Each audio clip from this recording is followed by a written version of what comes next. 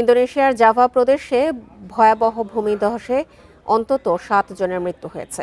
এখনও নিখোঁজ রয়েছেন 82 জন। নিখোঁজদের সন্ধানে উদ্ধার অভিযান চালাচ্ছে উদ্ধারকারী দল। শনিবার দেশটির বিপর্যয় প্রশমন সংস্থা এই তথ্য জানিয়েছে। কর্তৃপক্ষ জানিয়েছে, পশ্চিম বান্দুং অঞ্চলের একটি গ্রামে ভূমিধসটি আঘাত হানে। কয়েকদিন ধরে ভারী বৃষ্টিপাতের ফলে ভূমিধসের কবলে পড়ে বান্দুং শহর। বুড়াংরাং পর্বতের ঢাল থেকে নেমে আসা জলপ্রবাহ ও আলগা মাটি প্রায় 30টি বাড়ির ওপর পড়ে। দুর্ঘটনার সময় বেশিরভাগ বাসিন্দা ঘুমিয়েছিলেন। হতাহতের সংখ্যা আরও বাড়ার আশঙ্কা করা হচ্ছে।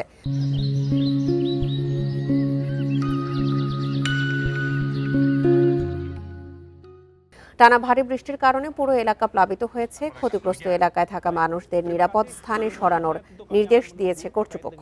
গত বছর ইন্দোনেশিয়ায় ভূমিধসে প্রায় 1200 মানুষের মৃত্যু হয়। ওই ধাক্কা কাটিয়ে উঠতে না উঠতেই আরেকবার ভয়াবহ প্রাকৃতিক বিপর্যয়ের মুখে পড়ল ইন্দোনেশিয়ার মানুষ।